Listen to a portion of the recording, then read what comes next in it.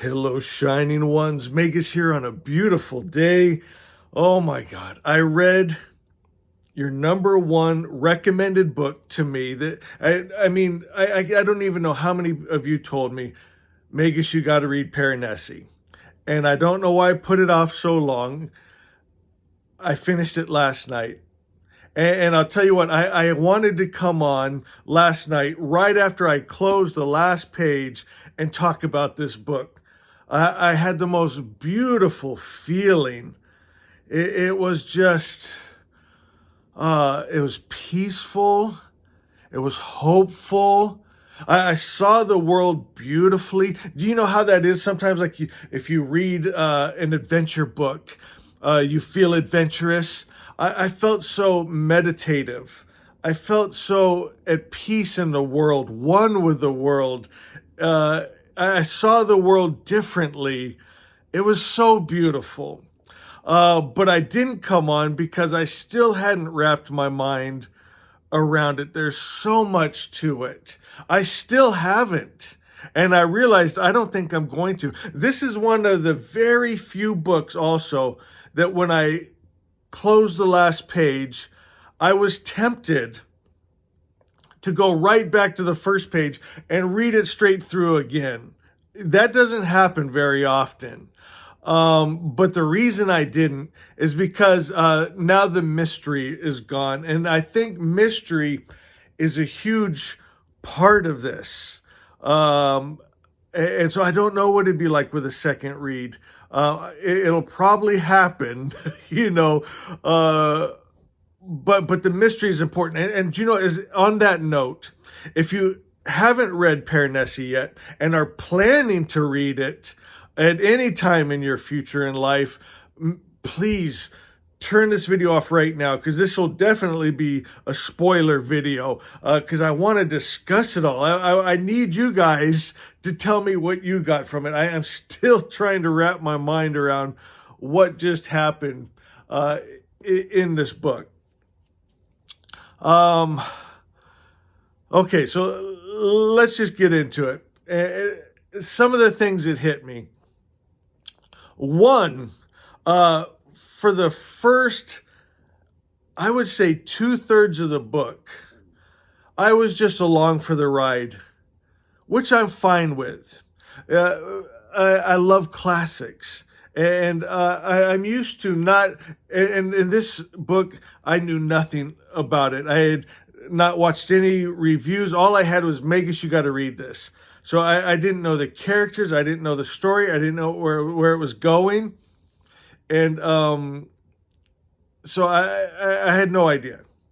And so about 2/3 of the book, I'm just going along for the story, but I hadn't got to the point where I'm thinking, why does everybody love this book so much? Why did everyone tell me, Megas, you got to read this? Yeah, I'm having a good time. I'm just going along. I don't need to know what's happening. I'm just kind of, you're living in the moment with Piranesi, which is, you find out, a big part of this book. But for me, reading, I come up here into my library. You can't see my bookshelves. I moved my chair because I want to look at the view of them. They're so beautiful. I come up with my hot cocoa, and I sit down and I sip my hot cocoa with marshmallows. And I love the smell of the books. I love the feel and the atmosphere of my library. It's meditative. It's a peaceful place. It's my sanctuary. I just love coming here, and the just reading itself is enough. And every once in a while, you come across a book that it's not just the library and the hot cocoa and the peaceful space. It's a story that just blows your mind, and you'll never forget it. It will live with you forever. Some stories and books can literally change your life. And so the first 2/3, I'm just going along for the ride. I'm actually even reading I had 2 other books going at the same time. I'd read some Piranesi, then I'd read a little War and Peace, and I was reading Howl's Moving Castle. I was all over the place. But then I got to the last third of this book. All the other books went out. And just binge read the last third of this book. That's when the mystery started. That's when I truly started to appreciate the first part of the book. And it was so subtle, you can miss it. So can we talk about some of those themes? And then I'm going to ask you guys also, go to the comments, tell me what you got, because I could see how people could get this in a million different ways. One of the things that's a theme in this book is just appreciating the world you're in. It's Piranesi. It reminds me of almost a Buddhist type idea. Like they talk about when you're washing your dishes, you're feeling the warm water and the soapy bubbles, and you're just in the moment. This is where Piranesi lives. I definitely got that feeling of like he's on like a deserted island. And it's like one of those stories, and you're experiencing it all new with him, and just the daily life, and so of course he's in this labyrinth, and it's beautifully written. I know I'm all over the place right now, and it probably will be this way the whole video, because this is how I am in my head, and that's why I want that interaction, that discussion with you guys. But this labyrinth, he describes it so beautiful and so mysterious. And it's the bottom floors are flooded, so they're full of fish, right? That's where he goes and does his fishing. He likes to keep journals, and he keeps track of the tides. He keeps track of the star movements. He gets seaweed and lays it out to dry to make his fires with, and also to make his broth and soup with. He eats the fish he catches. I love those kind of books, like being on a deserted island, and it's a survival, but also seeing the beauty in it. He's just living. The statues, I find amazing. Do I want to save the statues? Stay with me, guys. As I'm trying to pour out my heart, I didn't take notes. I just want to feel my way through this review, I guess you would call it, and understanding. Why did this book make me feel so much at the end? Why is it one of those books you just hold to your chest at the end and think, oh, I feel beautiful. Something beautiful happened there. Of course, it's the prose and the writing, but there was more to it. And you know what? You guys know I'm a spiritual person.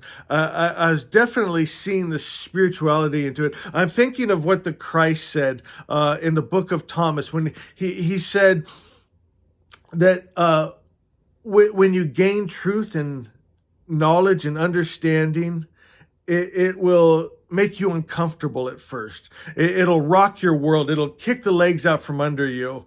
But then with this truth, with this knowledge, you gain true control over your life and world. You'll rule over the all, I believe is the way he said. You'll be made uncomfortable, right? Legs kicked out from under you. But then you'll gain something, and you'll rule over the world. This is what Piranesi does. At first, he becomes very, and you see in his journals, upset. Matter of fact, I believe that's why he ripped up all of those journal pages and scattered them throughout his world, because he didn't want to think about that. He's kind of leaving the past behind. Dwelling on the past isn't going to help. Okay, now we're going somewhere. I'm getting it. I got to focus on the here and now. I need to see the beauty in what I have. And he did it. He saw his house, his surroundings, his world is beneficent. He almost saw it like how many spiritual people see the earth. They see, when they look at the earth and the world and the animals and the people and the forest and the oceans and the fish, they see God. They see it as a gift. They see it as holy. He did that. He kind of he in the book he lost his memory. He became like a child. He wasn't stupid by any means. He wasn't weak, but he was childlike. And again, I am seeing like this spiritual tie. And I don't know if because I'm a spiritual person, I'm seeing it this way, or if it was meant to be written this way. But he comes to the world as a little child to see the kingdom of heaven. He sees the beauty. Right? You can see the sunset. He talks to the birds. He's grateful to the house for the blessings that it gives, the kindness that the house gives. Something I found also so beautiful is the other in the story. The other was not beautiful, but the way Piranesi saw the other, right? Piranesi in the story was what you would probably call poor. Right? He didn't have shoes. His clothes were tattered. He looked at the other, and the other, there's only one other person in his world, had beautiful clothing, had things, had that shiny object, and beautiful shoes. And he thought, why does he have so much and I have so little? And then he thinks to himself, well, I know the other enough to know that if the house didn't provide these things for him, the other wouldn't survive. The other doesn't know how to fish. The other doesn't know how to make fire from seaweed. The other doesn't know how to survive in this. So the house has to provide for it, or else I would have to. And that'd be a heavy load for me. So how beautiful and kind is the house to take care of the other like that? Isn't that beautiful? No jealousy. Right, and I think that's the beauty of Piranesi, his heart. Wasn't he a beautiful protagonist, a beautiful narrator? You fell in love with Piranesi. It was his heart, his childlikeness.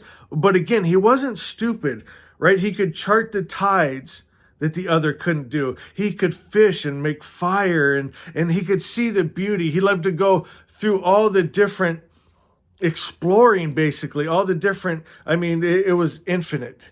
All the different staircases and hallways and statues, and he would study them and meditate on them. The statues stuck out to me so much. There was a part when the police officer came to rescue him, and she's trying to talk him into being rescued, right? He's not feeling like he needs to be rescued. He's thinking, this is good here. But she's telling him there's a real world outside of this, where your parents are and your family and your friends that miss you and want to know you're okay. Come with me. Right, and that's part, again, the mystery. Will he go? Will he stay? And the book's getting so fun at the end, and the tension. And she talks about like the statues. She goes, all you have is the statues, but out in the other world, my world, it's real. Like you have a statue of the rivers and the mountains. But out there is the real. And Piranesi got almost offended. Like, how dare you say that this isn't real, right? And these statues, they're archetypes. So there might be a statue of two people in love. And so where the police officer would be saying, come out to the real world and you can see love. But he's seen the statue as the archetype of love, and it's pure and it's beautiful, right? It's the idea of love. It's the spirit of love. Maybe there's a statue of a man in the mountains with rivers, and it's the spirit of the mountains, the spirit of the man in the forest and the birds. And it's like the foundation of it. It's the archetype. And it's very real. Matter of fact, it might be more real than what the police officer was calling real. Yeah? That's what I was thinking about. It's deep. It's beautiful. The idea that creates our worlds. Yeah? Is that something? Did you guys get that? There's another way to look at the book too. Is just like the occultist, and he's trapping people in this other world through these magical, ways. And then there's the police officer that tracks him down, and I guess she went through the same ritual to get there, to get to that same place. And this is where I got confused about, is this just happening in Piranesi's mind? Or is this an actual thing that's happening? Like, is this a magical book, and they went to a real magical place because Piranesi and the police officer are experiencing they're seeing the same thing, right? So they're in a place. This isn't in Piranesi's just in his head. They're like at a place in a world where they're climbing the same statue to get away from the flooding waters. This is where I need your guys'. What did you get out of this? Or was just in his mind, and she's just relating with him, or I don't know. I haven't figured that out. I'll be thinking about this book for a long time. I'm wondering if the author, Susanna Clark, if she has come out and said what it is exactly. I don't know. I need to look that up. If you guys know, please go to the comments and tell me. There's so much to this to think about. Another part that sticks out to me. I just read this, finished it last night. I should have this more clear. But do you remember at the end, and he saw like this person, and he saw him as the statue of the king. And so if I remember right, this person that he came into was more almost like a peasant person, but in Piranesi's world, he was like a king in a statue. And so he's seen the kingship in people. He's seen the good in people. He's seen the God in people. He's seen the spirit, the possibilities in people, the good in people, in situations. Again, I might have to go back and read this again. There's so much to it. What else? I think the main thing I got from it, and it made me see the world in a little more beautiful way, is how Piranesi kind of left his trauma behind him. Something bad happened to him. He was wronged, but he chose not to hold on to that. He shredded it up. He forgot about it. He forgot and forgave. Right? Even with the other that did him wrong, was still trying to do him wrong. And that was actually kind of a funny part in the story too, wasn't it? Remember when he remembered again? He had forgotten about it, but then he dug it back up. He put together, he went and found all his ripped up, shredded pieces that he'd left because he thought that's not going to do him any good. He brought it back, put it back together, and that same rage and injustice hit him again. Have we ever done that? We go back and dig up old things. We forgave, we forgot, and we dig it back up. And he pieced it all back together. He remembered. He was furious. He thought of the many different ways he was going to punish the other for doing this to him. Thought about killing him. But when it came down to it, and the other was drowning, right? What did Piranesi, his heart, he wanted to save him. He was trying to help him. What a good heart. Again, I love Piranesi's character, but it was kind of a lesson to us that we need to heal. We need to love. We need to see, look for the beauty in the world. Don't look for the ugly. Don't look for the past hurts. Look to forgive and to be loving and to be childlike, to be grateful to the earth for what it provides, to spirit for what is provided, for the provision, for just living day by day, not looking at what others have and being jealous, being hateful, and being unkind, but to be like Piranesi, be loving, forgiving, thankful, grateful, being grateful every day for what you do have. You know, some of those simple teachings like, I forget exactly how it went, but it was along the lines of a person that felt bad because he didn't have shoes until he saw a guy that didn't have feet, right? Well, what do you have that you can be grateful for in this life? You have things. There's beauty around you. If you'll get out and look for it. And when I got done, it made me look at the world more beautiful. I looked at nature and the world, and I saw the spirit of it, the archetypes of it, the goodness of it, the beauty of the animals and the birds and the trees and the archetypes of things and people and stories and love. It was beautiful. What do you guys think? I'm sure there's more I could go on about, but I think that's the main thing so far that I've been able to somewhat wrap my mind around in. Please go to the comments. Let me know what you guys got of it. And I love you guys. You are a blessing to me. Thank you for being here. Anyone that made it this long into the video, I'm so grateful for you. I love that we spend this time together in ideas and stories. And it's a gift to me that you share your time in life with me and your ideas and thoughts. You are beautiful, and I see that in you, and I love you.